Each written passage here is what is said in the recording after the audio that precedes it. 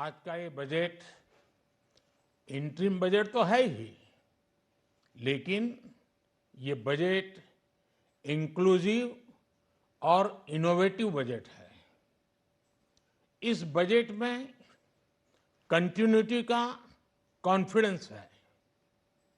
ये बजट विकसित भारत के चार स्तंभ युवा, गरीब, महिला और किसान सभी को एम्पावर करेगा।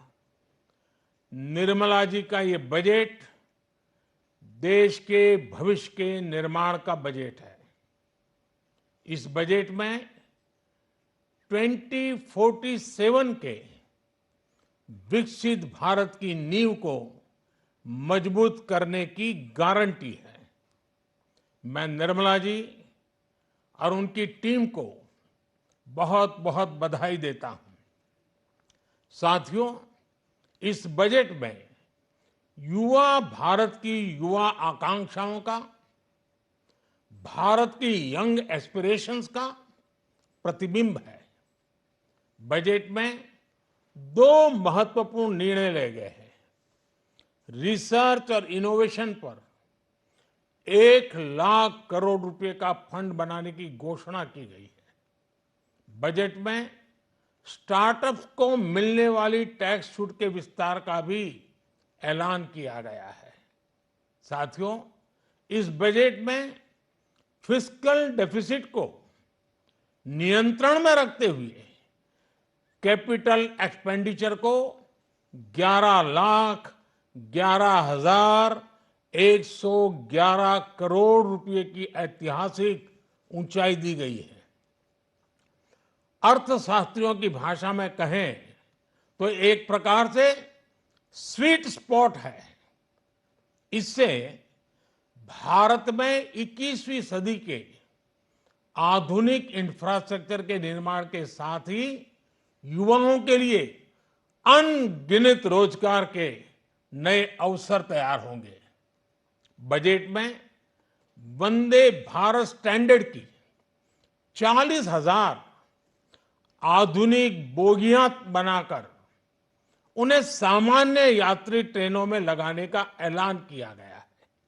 इससे देश के अलग अलग रेल रूट पर करोड़ों यात्रियों में आरामदायक यात्रा का अनुभव बढ़ेगा। साथियों, हम एक बड़ा लक्ष्य तय करते हैं, उसे प्राप्त करते हैं और फिर उससे भी बड़ा लक्ष्य अपने लिए तय करते हैं। गरीबों के लिए हमने गांवों और शहरों में 4 करोड़ से अधिक घर बनाए। अब हमने 2 करोड़ और नए घर बनाने का लक्ष्य रखा है।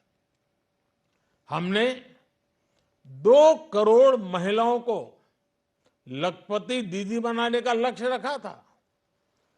अब इस लक्ष्य को बढ़ाकर 3 करोड़ लखपति दीदी बनाने का कर दिया गया है। आयुष्मान भारत योजना ने गरीबों की बहुत मदद की है। अब आंगनवाड़ी और आशा वर्कर, उन सबको इस योजना का लाभ मिलेगा। साथियों, इस बजट में गरीब और मध्यम वर्ग को एम्पावर करने, उनके लिए आय के नए अवसर बनाने पर भी बहुत जोर दिया गया है। रूफटॉप सोलर अभियान में 1 करोड़ परिवारों को सोलर रूफटॉप के माध्यम से मुफ्त बिजली प्राप्त होगी। इतना ही नहीं, सरकार को अतिरिक्त बिजली बेचकर लोगों को 15 से 20 हजार प्रति वर्ष की आय भी होगी और ये हर परिवार को होगी। साथियों, आज जिस इनकम टैक्स रेमिशन स्कीम की घोषणा की गई है, उससे मध्यम वर्ग के करीब 1 करोड़ लोगों को बड़ी राहत मिलेगी। पिछली सरकारों ने सामान्य मानवी के सिर पर दशकों से ये बहुत बड़ी तलवार लटका कर रखी थी। आज इस बजट में किसानों के लिए भी बहुत महत्वपूर्ण और बड़े निर्णय लिए गए हैं।